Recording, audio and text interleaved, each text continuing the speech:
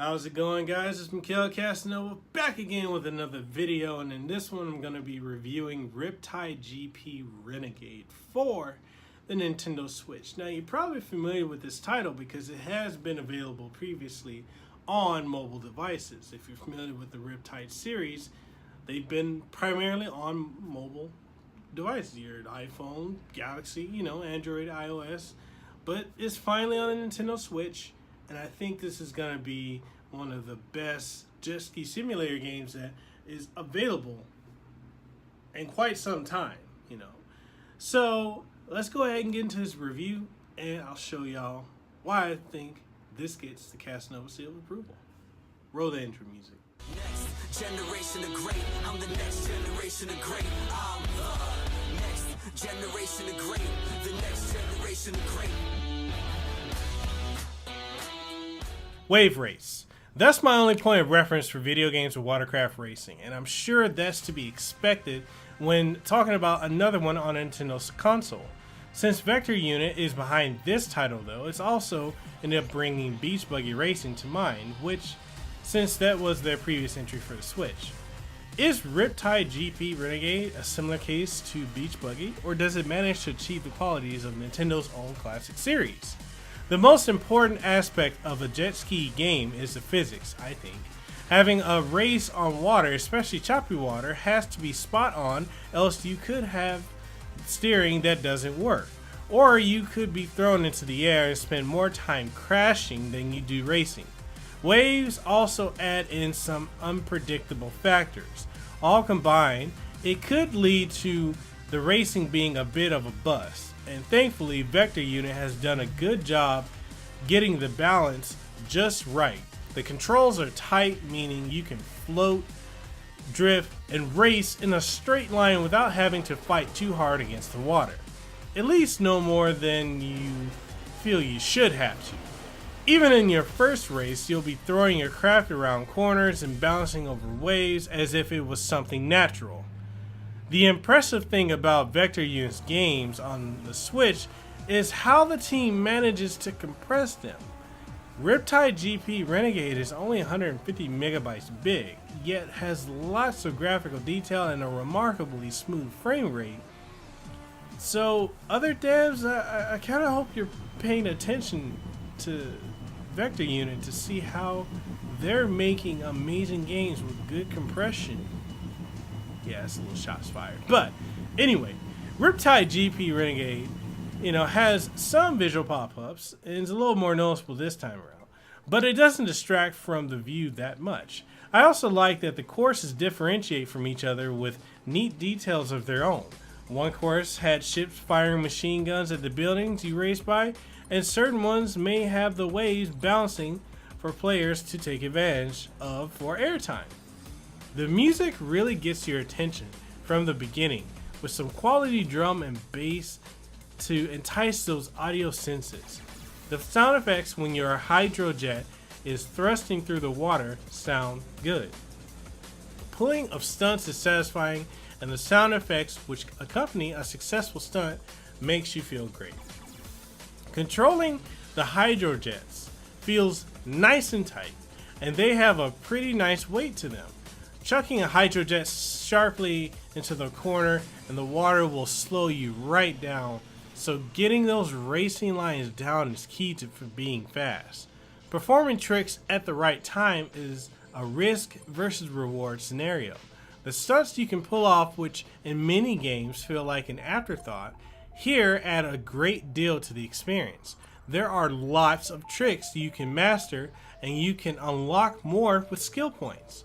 The more tricks you have in your arsenal, the more fun it is exploring how to activate them.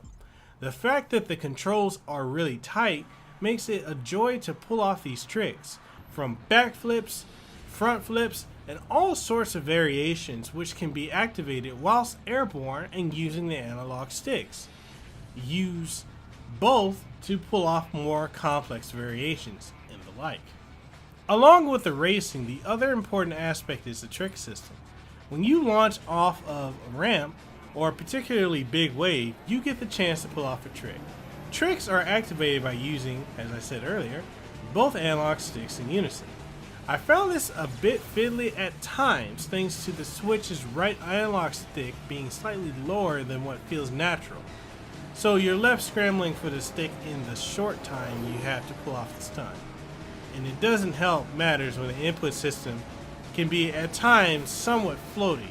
Up, down on both sticks. It's quite hard to tell mid-race if you're being accurate enough. But this issue primarily is if you're playing it portably or just with the Joy-Cons. With the Pro Controller, no issues. If you do successfully pull off a trick, it will then fill your boost meter, giving you a handy spurt of speed when you need it most. You start off with a couple basic stunts, but more complicated tricks can be purchased by winning races and saving up your prize money. There are a few different race modes to keep things interesting. During your career, you will have to take part in your standard bread and butter races, where you race against 7 other racers. Then there are the slalom races, which have you riding between flags against the clock to score points. But arguably the most interesting mode is elimination. Every 15 seconds, the racer who is placed last gets eliminated. It's tense and fun, and it's something that breaks up the otherwise by-the-numbers racing. Conversely, the worst races you will have are in the freestyle mode. Here you are placed on the course and let loose to score as many points as you can using your repertoire of tricks. The trouble is the trick system. Although adequate for most races, is just not intuitive enough when you have to rely on them to progress. Plus, some of the courses only have a few opportunities to actually pull off big tricks. So it can get quite frustrating quite quickly, especially as you have to complete them to progress any further. I'm just going to get the story out of the way here since I forgot to earlier. Basically, when you start, you choose a racer. Start a race, and as soon as you get going or getting in your stride, you're set up by a competitor. You get sent to jail for a couple years, and upon release, you decide to get back into the official Hydrojet GP circuit by building your name through the illegal racing circuit. The very thing you got arrested for in the first place. Anyway, it doesn't really matter. The story is only used to get you from one race to the next, so it will do. But for those of you who want to know, that's pretty much the canon. I mean, hydrojet racing in this futuristic setting is illegal. Why it's illegal though, it's not. It's unexplained. As a protagonist, you accept a challenge from a racer who believes they can beat you. It seems at this stage you're at the top of your game. Of course, the race is accepted, the race begins, and here you learn some of the moves before it's all over and you're arrested by the cops. And as I said earlier, you go down for a few years. You start to gain proper making a combat as a rookie, taking up races to build back up to the big leagues in the career mode. And that's just about it. So, in wrapping up this review, while the game does nothing original or unique in the genre, it doesn't matter. If you're after a traditional racer or arcade racer to satisfy your racing urges or to give you that wave race fix that you've been yearning for a long time, then look no further. For $10, you're getting a game which is full of polish and overall is fun. This has an online mode to race against others and locally, and you can race up to 4 players split screen. There's a great little career mode which feels satisfying, and you know what? This is another indie game that you should add to your already vast Switch library of great games, and one which is easily one of my Kasanova approved games. So yes, this game gets the Kasanova seal of approval. I easily recommend it, and I think you'll love it. So go out and buy this right now.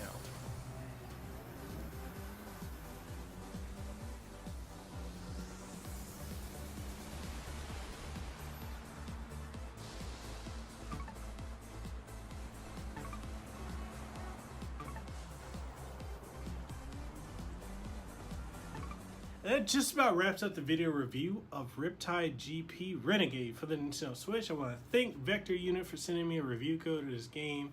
I know I'm a little bit late to the review. Had a lot of things going on. It is the holiday season. Christmas right around the corner.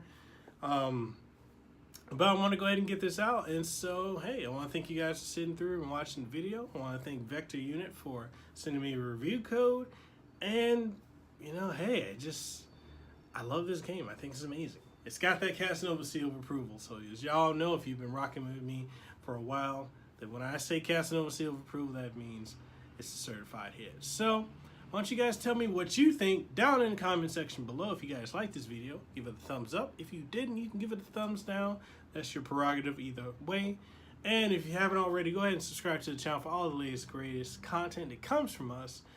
Like all the giveaways I have going on the 25th. So if you want to win one of 3 Nintendo Switches, or you want to win an Xbox One X, you know, the Project Scorpio edition, or if you want to win a PlayStation 4 or a SNES Classic, definitely check the links down below.